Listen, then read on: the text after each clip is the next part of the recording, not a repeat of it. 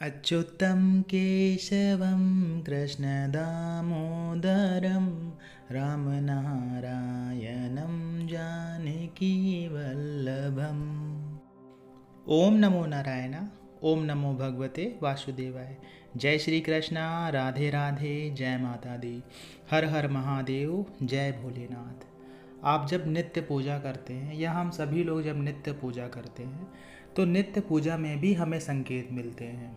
ऐसा नहीं है कि आप मंत्र जप करेंगे या भगवान का ध्यान करेंगे तो ही आपको संकेत मिलेंगे। देखिए, मंत्र जप ध्यान भी बहुत ज़रूरी है पूजा में, लेकिन जो व्यक्ति मंत्र जप नहीं करते हैं, जो व्यक्ति ध्यान नहीं करते हैं, तो इसका अर्थ ऐसा नहीं होता है कि उन्हें पूजा में संकेत नहीं मिलते हैं। उन्हें नित्य पूजा में भी संकेत मिलते हैं। अभी क्या होता है कि कुछ व्यक्ति हृदय के बहुत पवित्र होते हैं, मंत्र जप नहीं करते हैं, लेकिन उनका हृदय बहुत पवित्र होता है, लोगों का कभी गलत नहीं सोचते हैं, अच्छा सोचते रहते हैं, तो उन्हें भी नित्य पूजा में संकेत मिलना शुरू हो जाते हैं। जैसे दीपक में फूल बन जाना एक संकेत है। जब हमारे दीपक में फूल बनता है तो कहीं ना कहीं हम इस बात को समझते हैं कि हमारे द्वारा की गई पूजा भगवान के द्वारा स्वीकार की गई है। इसी तरह से जब आप पूजा करते करते भगवान का नाम लेते हैं, जो आपके इष्ट देव होते हैं, जैसे आपके भगवान भोलेनाथ इष्ट देव हैं, या भगवान विष्णु इष्ट देव हैं, या बजरंगबली भगवान आपके इष्ट देव हैं, या माता रानी आपकी इष्ट देवी हैं, तो जब भी आप उनका नाम लेते हैं, मन से नाम लेते हैं, भावपूर्वक उनका नाम लेते हैं, उन्हें पुकारते हैं, मन से भावपूर्वक उन्हें पुकारते हैं, तो आपके रोम खड़े होना शुरू हो जाते हैं। आपको एक अलग सी ऊर्जा का एहसास होने लगता है अपने चारों तरफ। आपको ऐसा महसूस होने लगता है कि वातावरण में कुछ बदलाव सा हो गया है, हल्की सी ठंड सी महसूस होती है। ऐसा लगता है कि जैसे कोई एनर्जी आपके आसपास हो, ऐसा लगता है कि कोई ऊर्जा आपके चारों तरफ चक्कर लगा रही हो। ऐसे में ही आपके रोम खड़े होना शुरू हो जाते हैं। तो ये एक संकेत होता है कि जिन देवताओं की आप पूजा कर रहे हैं कि उनकी कोई ना कोई सूक्ष्म शक्ति आपकी जीवात्मा से जुड़ रही है। आप अपनी जीवात्मा को पोषण दे रहे हैं, आप अपनी जीवात्मा का तपोबल बढ़ा रहे हैं, आप अपनी आध्यात्मिक ऊर्जा बढ़ाने लगते हैं जब वो शक्ति आपके आसपास होती है, जब आप उसे महसूस करते हैं, जब आप उसे आभास करते हैं। पूजा में ये संकेत मिलना बहुत बड़ी बात होती है। इसी प्रकार से जब आप धूप बत्ती जलाते हैं तो धूप पूरी जल जाती है। एक बार ऐसा होता है कि धूप थोड़ी सी जली बुझ गई, या कभी कभी हम दीपक जलाते हैं, थोड़ा सा जलता है, आधा घी रह गया, आधा तेल रह गया, बुझ गया। अगर दीपक पूरी तरह से जल जाता है, अच्छे से जल जाता है, धूप बत्ती भी पूरी से जल जाती है, अच्छे से जल जाती है, तो इसका सीधा अर्थ यही है कि भगवान के द्वारा आपका दीपक स्वीकार कर लिया गया है, भगवान के द्वारा आपका धूप स्वीकार कर लिया गया है।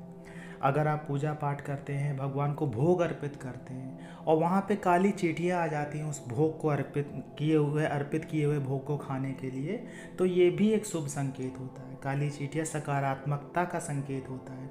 इसका अर्थ होता है कि वहाँ पे कोई दिव्य शक्ति आती है। किसी दिव्य शक्ति के आने से ही सकारात्मकता बनती है, सकारात्मक माहौल बनता है, सकारात्मक वातावरण बनता है।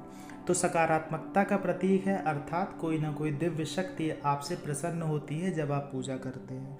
जब आप पूजा करते हैं तो वो आप पे कहीं ना कहीं अपना आशीर्वाद बनाने अवश्य आती है। आपकी जो करुण पुकार रहती है, उस पुकार को सुन के वो शक्ति अवश्य आती है। अब एक संकेत क्या होता है? एक संकेत ये होता है कि जब भी आप पूजा करते हैं तो जो आपके इष्ट देव होते हैं, जो भी देवी देवता होते हैं, उनका नाम आपके मन में अपने आप ही चलता रहता है। एक तो वो होता है कि जब आप उनका नाम जप कर रहे हैं, एक तो वो होता है कि जब आप उन्हें करुण भाव से पुकार रहे हैं पूजा के समय, एक वो होता है कि आप उनके मंत्रों का जप कर रहे हो। लेकिन क्या होता है कि एक समय ऐसा होता है कि जब आप कुछ नहीं कर रहे होते हैं, लेकिन फिर भी उनका जो नाम होता है वो आपके जबान पे चलता नहीं है, लेकिन मन ही मन चलता रहता है। आप ऐसा नहीं है कि उस मंत्र को बोल रहे होते हैं या उनके नाम को बोल रहे होते हैं, लेकिन अंदर ही अंदर उनका नाम चलता रहता है, अंदर ही अंदर एक जप जैसा चलता रहता है, अंदर ही अंदर आपको बार बार वही नाम याद आते हैं, बार बार वही एक छवि सी दिखना शुरू हो जाती है। तो ये भी एक संकेत होता है कि दिव्य शक्ति आपसे जुड़ रही है, आपकी पूजा सफल हो रही है। आपके नित्य पूजा का एक संकेत जैसा होता है जब आपको इस प्रकार का अनुभव होना शुरू हो जाता है।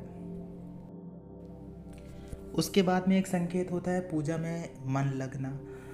अभी क्या होता है कि हम लोग पूजा पाठ करते हैं तो आप में से कई लोगों ने ऐसा महसूस किया होगा, कुछ लोग अलग भी महसूस करते हैं।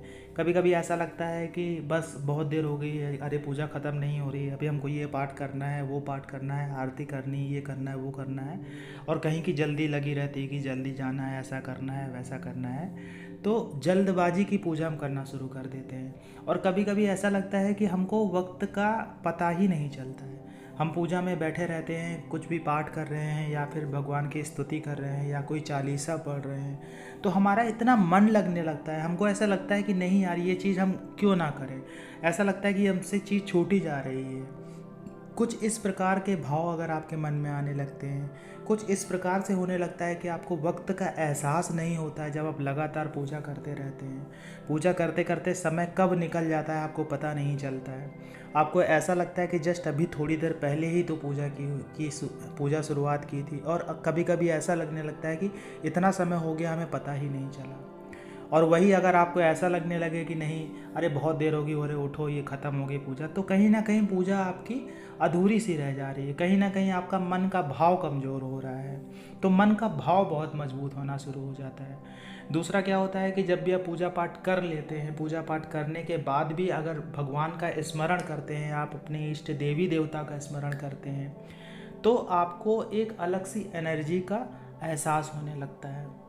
और जब भी आप भगवान की पूजा से जुड़े रहते हैं, नित्य पूजा से जुड़े रहते हैं, तो विश्वास मानिएगा कि जिस प्रकार की आपकी एनर्जी होगी, जिस प्रकार की आपकी ऊर्जा होगी, उसी प्रकार के ही लोग आपसे जुड़ना शुरू करेंगे। अगर आपकी ऊर्जा नकारात्मकता से भरी होगी तो नकारात्मक लोग ही आपसे जुड़ना शुरू करेंगे, और अगर आपकी ऊर्जा सकारात्मकता से भरी होगी, अच्छे भाव से भरी होगी, पुण्य से भरी होगी, दया के भाव से भरी होगी, तो उसी प्रकार के ही लोग आपसे जुड़ेंगे।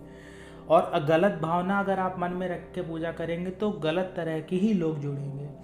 देखिए, मन में कोई ऐसी लालसा नहीं रखनी चाहिए, हमें किसी का गलत नहीं करना चाहिए, क्योंकि तभी हमारी पूजा सफल होती है। क्योंकि कोई भी दैवी शक्ति होती है, वो जब भी अगर आ रही है आपके बुलाने पे, आपके पुकार से अगर वो आती है, तो आपका मन तुरंत पढ़ लेती है। उसे चंद सेकंड लगते हैं जानने में कि आपके मन का भाव क्या है।